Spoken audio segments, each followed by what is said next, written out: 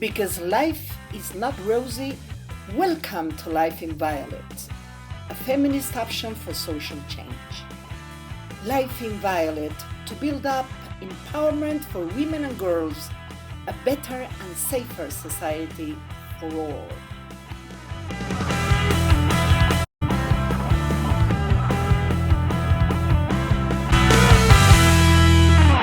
Hello, welcome to a new emission of Life in Violet. As you know, my name is Veronica Pereira Carrillo, and I will try to share with you some thoughts and reflections, and especially an incredible interview to a young psychologist and writer, college professor. We are talking about the psychologist ALVAR MORA PEREYRA, who is now with us. Welcome, ALVAR. Such an honor to have you in Life in Violet. Thank you so much for the invitation. It's an absolute pleasure being here and being able to talk with you and share this space with you. Before going to the interview itself, let me show you a video. Today, as our topic is feminist men with a question mark, we are going to make some of our collaborators visible.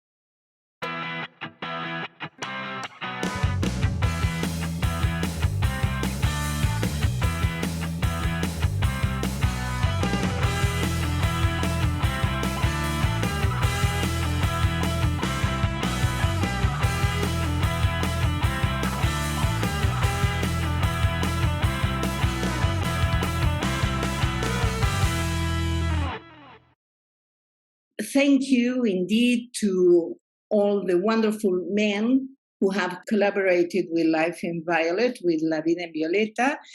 We have interviewed more than 200 women and some girls also. And we have also received the contribution of 21 men along these years, and we have talked about a variety of topics.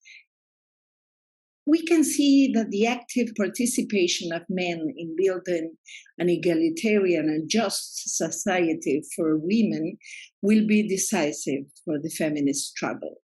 Since its beginning, La VIDA and VIOLETA, Life in Violet, has considered that actions in favor of women's rights are welcome, whether they come from men or women.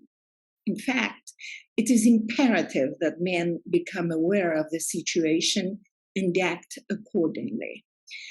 So far we have covered many current feminist issues. We have had the contribution of men talking about prostitution, judicial violence, supporting protective mothers, economic empowerment, electoral political participation, university political participation of women, of course, men allies supporting STEM women, feminist communication, women's history. There are men who are writing women's history now. Feminist poetry, feminist psychology, like now, the last edition of La VIDA and VIOLETA, on the 11th of April, it was in Spanish, and we also had the pleasure and the honor of having ALVAR MORA PEREYRA, who also talked about feminist men, how they can act within the field of psychology. We have talked with men about feminist literature, feminist art. There are men whose art is around feminist issues. Before that, please let me say hello to our Latin American audience and, of course, the people who are going to watch us on our YouTube channel. So we would like to introduce a segment on self-care for women, and we are trying to convince ALVAR MORA PEREYRA, who is a specialist in stress management, about this topic today. So the feminist movement is divided as to whether men can be considered feminist or not. Exclusionary feminists believe that men cannot be true feminists because they do not have the experiences of living as a woman, such as facing the discrimination, stereotypes that women face. They also believe that feminist men may have ulterior motives or be disingenuous, performative in their feminist. Anyway, as we said, we have interviewed numerous men and in our program, but also we can think of many great women who have been helped, assisted, supported along history. Let's think of Hypatia's father. Hypatia was, as you know, a Greek mathematician and astronomer, also philosopher, but father opened the doors to her and to her studying, which was not usual in that era, of course. Before that, let's go to the 6th century before Christ, and we can find Diotima of Mantinea. She was a priestess who apparently lived around 5th century before Christ, and her figure is mentioned in Plato's Banquet as Socrates' teacher. As a philosopher indicates, when Socrates praises love, he explains that he will repeat what Diotima taught him long ago about this human enigma. Before that, on the 6th century before Christ, we can find Theon of Crotona, who was also a mathematician, Greek philosopher, and member of the Pythagorean school, who, in spite of her marriage with Pythagoras, developed her own thought, since she was the first woman of whom there is historical evidence to make contributions to mathematics. There was the social acceptance, and in a time where husbands were lords of life and death of their household, Theon of Crotona could develop her career and could contribute to society.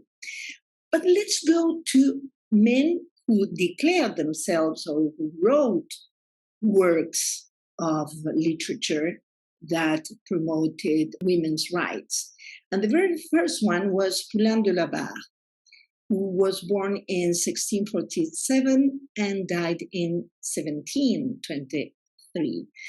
In 1673, he published anonymously De l'égalité des deux sexes, discours physique et moral où l'on voit l'importance de se défaire des préjugés. That is, of the equality of the two sexes, a physical and moral speech, where you can see the importance of getting rid of prejudices. Poulain de la Barre demonstrates that the unequal treatment suffered by women has no natural basis, but comes from a cultural prejudice.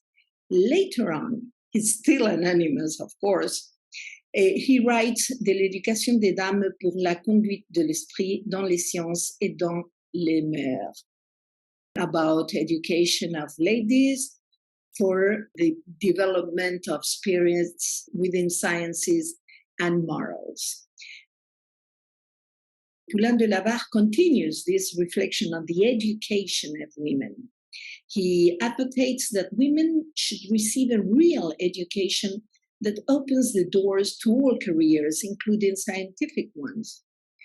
A few years later, he writes De l'excellence des hommes contre l'égalité des sexes, about the excellence of men against equality among sexes. And he, of course, he writes this in a sarcastic, well, at least ironical way, where he defends the sexist point of view that prevailed at the time.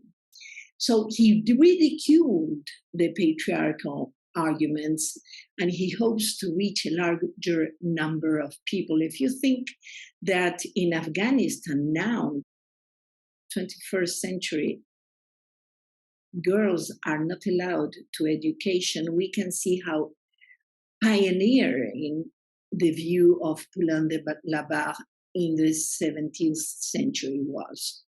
Then we go forward a little bit and we cross the British Channel and we find John Stuart Mill. I will just speak about these two pro-feminist men. John Stuart Mill was born in 1806, 19th century already, Victorian age, and he dies in 1973. He was a member of the Liberal Party and was active in the passage of the 1867 Reform Bill, which stipulated Irish land tenure reform, land government reform, and women's rights. He writes even The Slavery of Women, an essay on equality between the sexes. He was the second member of parliament to call for women's suffrage after Henry Hunt in 1832. We have to say that John Stuart Mill was the husband of the famous feminist Harriet Taylor. Maybe it's not historically founded. Maybe she wrote it and he published it.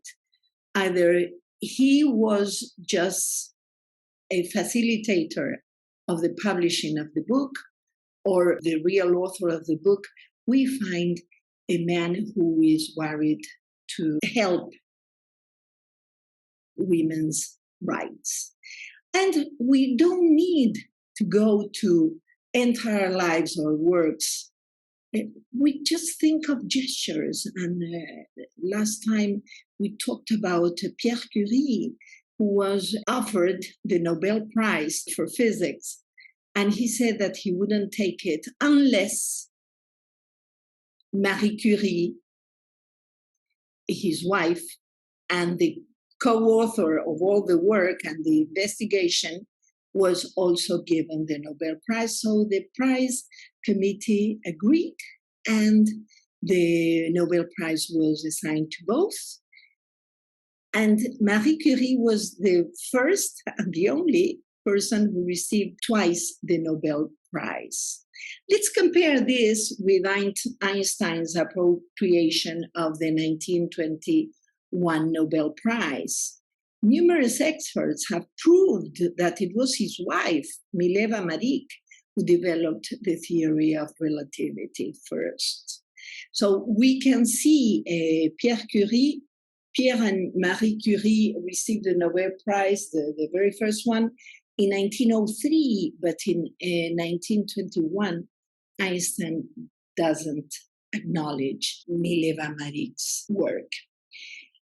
So individually or collectively, let's just mention the White Ribbon Campaign, which is a global movement of men and boys committed to fighting male violence against women and girls.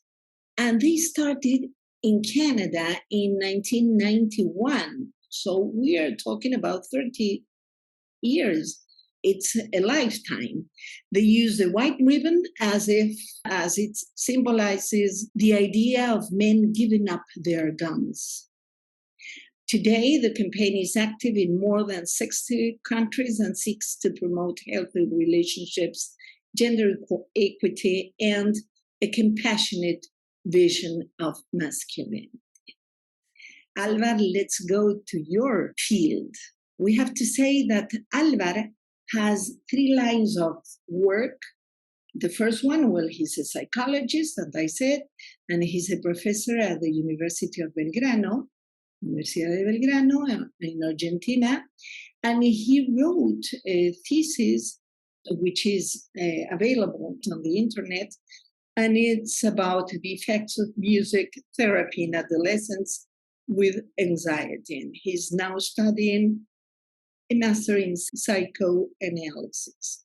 He's also a writer, the second line, author of books and articles, including the trilingual book in French, English, and Spanish, Mil Voces, 1,000 Voices, with 42 stories of resilience in adolescent victims of abuse.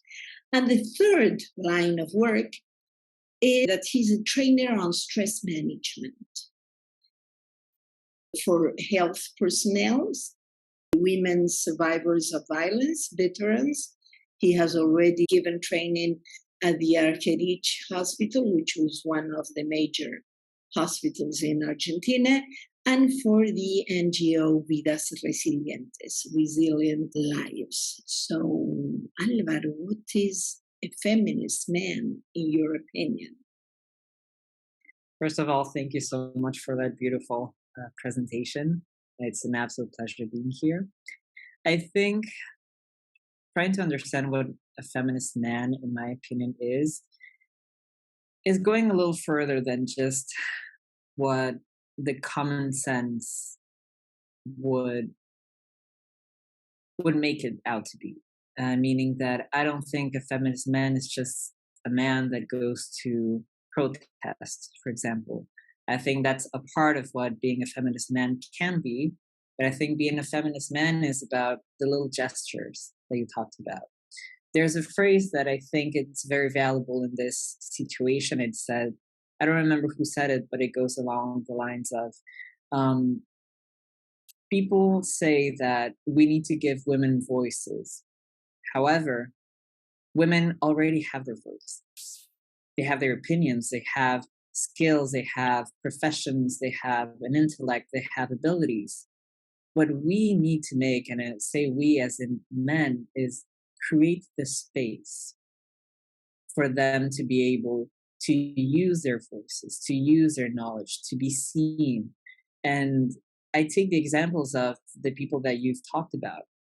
You know, Marie Curie, the father of Hypatia, who, you know, could have taken, for example, Pierre Curie could have taken the Nobel Prize for himself. You know, it was supposed to be for him as a male, as a man.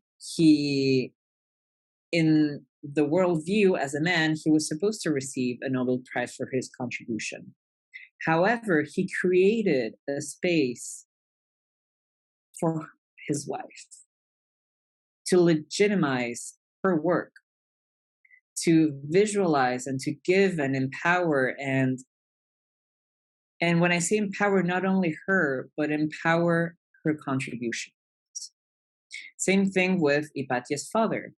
You know, the role of philosophers, of mathematicians, astronomers was associated to men. So what he did was create a space for her to develop and to show her skills, to use her voice, to use her intellect, and to be given a space and a safety to be able to do that. So I think as men, and especially men who call themselves feminists, are supposed to create in whichever area they're in, whether it be science, for example, is the scientific area, academics, in businesses, in, you know, as a professor, as a scientist or a doctor, to be able to create space for the women in their area to be able to use their voice, to use their skills.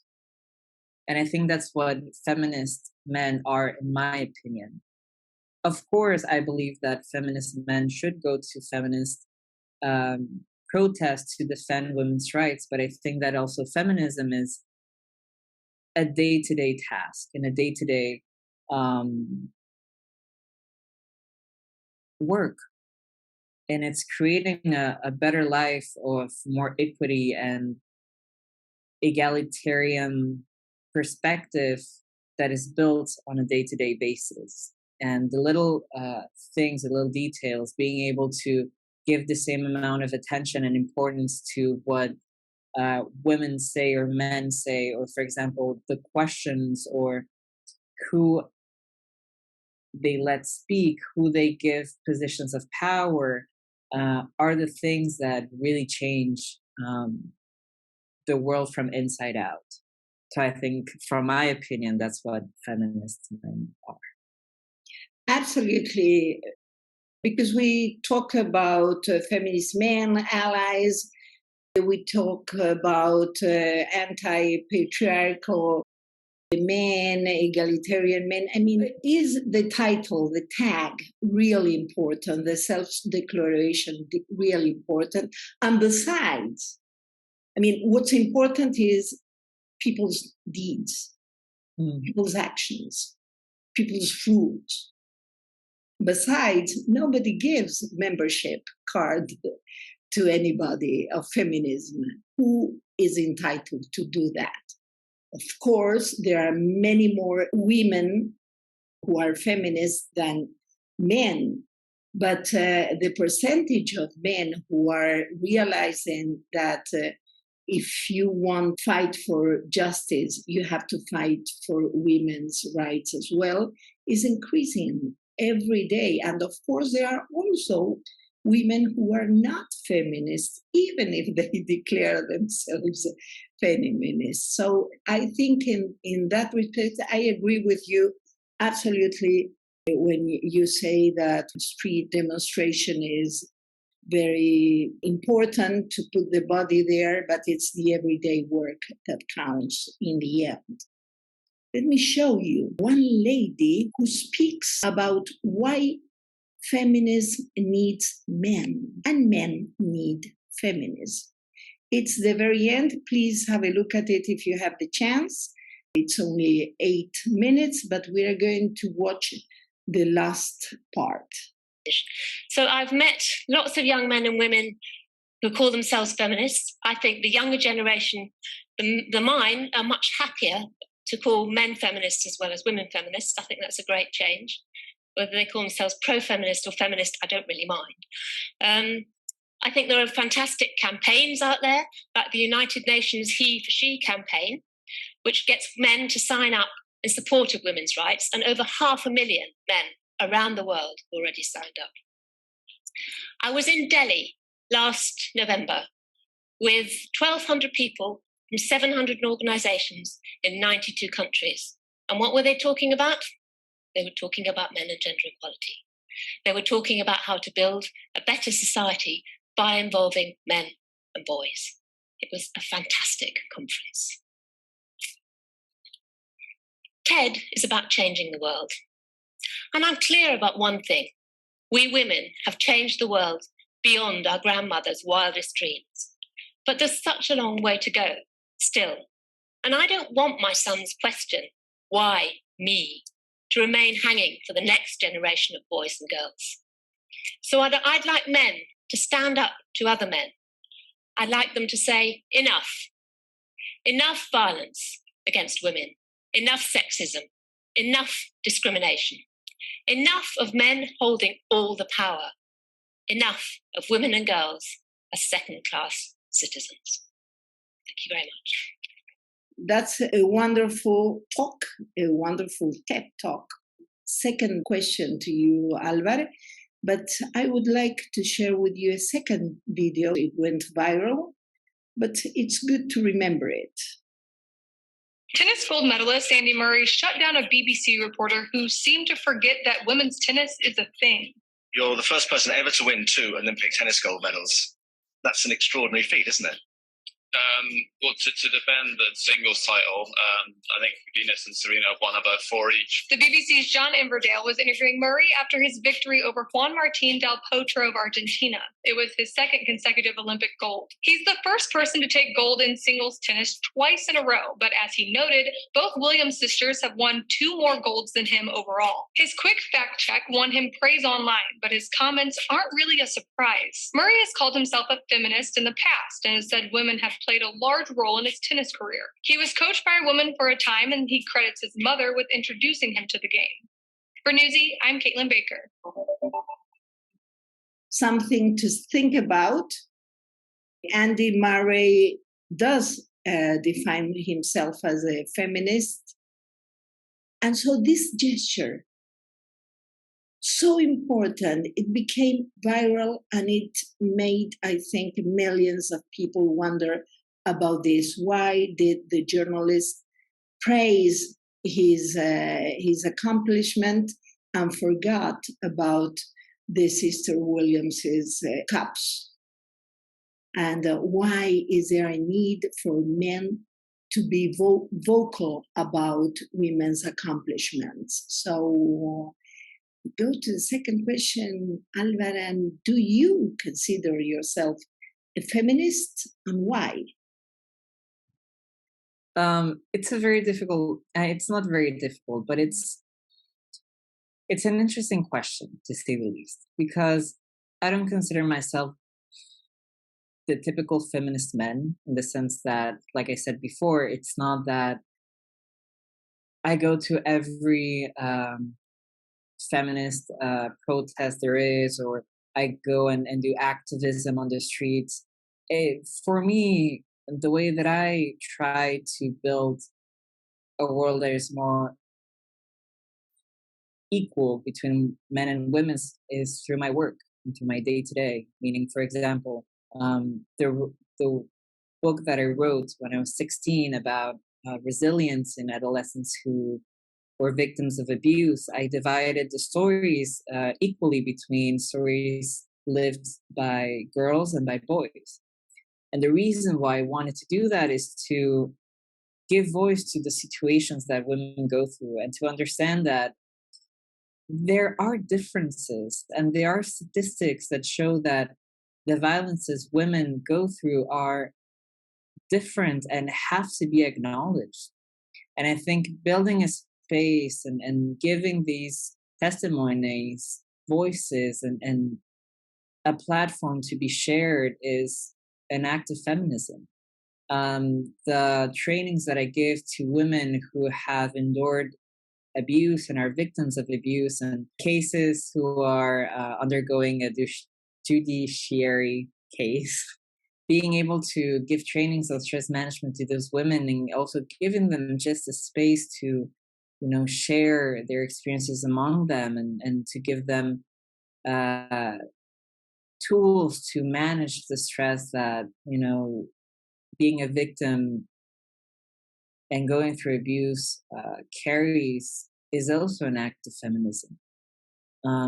As a university professor, being able to give the voices to, not give them, again, I correct myself, not give them voices, but to create space for the girls and the women to be able to share their opinions and topics, to be able to discuss and even argue some of the authors that we read, and to kind of understand the different perspectives, and to understand that there are different realities that women go through, and be able to accommodate that in the classroom, I think is very valuable. So do I consider myself a feminist man? I do, and I try to do it on my day-to-day, on my work, being able to give and create the space for women to be able to share the skills, their intellect, their abilities, and be able to, there's a phrase by, I have it here, it's by Kelly Temple, who was the National Union of Students UK women's officer, who said, men who want to be feminists do not need to be given a space in feminism. They need to take the space they have in society and make it feminist, which is exactly what I believe should be done by men. And it's whether they are a director in a national business, or a director in a university, or a director in a hospital, be able to create space and to build an environment where women feel safe, and where women can share their skills, their knowledge, their voices, and to create safety for them to do that. And so it's a day-to-day work, and I believe that through that lens, the world can be a better place, slowly but surely. Absolutely, absolutely. Let me share some, but Kurt Cobain, when you said each man can take the space he holds in society and make it feminist, and we'll go to that. Kurt Cobain and Nirvana, of course. The question about this song that is called Polly is that it's about the actual kidnapping of a 14-year-old girl. In 1987, she was returning from a concert in Tacoma, Washington, when she was kidnapped by a man called Gerald Friend. He took her back to his mobile home and raped her. The girl, whose name was not released, of course, was tortured with a whip, a razor, and a blowtorch. She managed to escape when Friend took her for a ride and stopped for gas. That's why they crack her that in the song. He was arrested and sent to jail. Nirvana played some benefits to help rape victims, including the Rock Against Rape concert in 1993, which raised money for women's self-defense organizations. And Kurt Cobain said in a 1991 interview to NME, rape is one of the most terrible crimes on earth, and it happens every few minutes. The problem with groups who deal with rape is that they try to educate women about how to defend themselves. What really needs to be done is teaching men not to rape. He also wrote in his published journal, "It's up to men, I still think, that in order to expand on all other isms, sexism has to be blown wide open. But there are thousands of green minds, young, gullible, 15-year-old boys out there just starting to fall into the grain of what they've been told of what a man is supposed to be, and there are plenty of tools to use."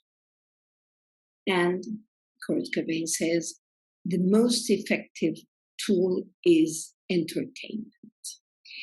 Let's go now to a video that I also recommend by the African writer Chimamanda Ngozi Adichie, and that is called "We Should All Be Feminists."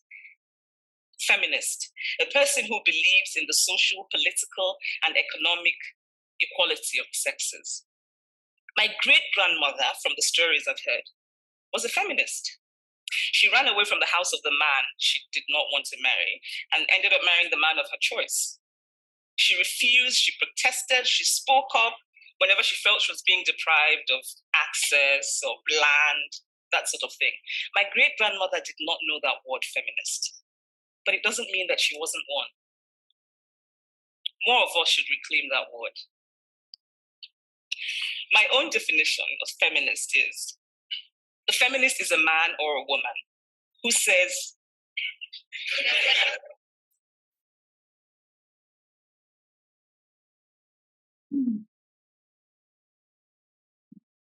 the feminist is a man or a woman who says, yes, there's a problem with gender as it is today, and we must fix it. We must do better.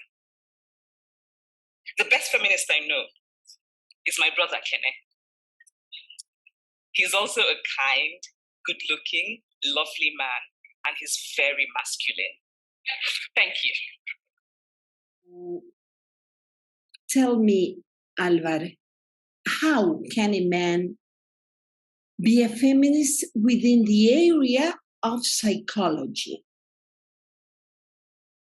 Well, it's a very, very important question that you're asking, because there's a couple of ways that I believe men can be feminists in the area of psychology. The first one, and I think the most important one, is having an educational formation. Meaning, if you're going to treat patients or work with people and women and children who have been victims of abuse and violence, having had courses, having had a specialization, being informed with the consequences, the trauma, the emotional baggage that these people carry and the suffering that they carry. Because if you're not aware of all of that, and if you don't have the tools on how to treat these people and these situations, you risk of re-traumatizing them. You know, if, for example, a woman has been raped and or has gone through a lot of physical violence, if you ask questions directly, you know, for her to be able to share that experience, it can be very re-traumatizing. If you see that, for example, a patient or someone is oversharing and they are getting very agitated, you know, stop them. Say, we're going to stop this topic for now. We can change and we can talk about it later. You don't have to talk about it now. It's a process.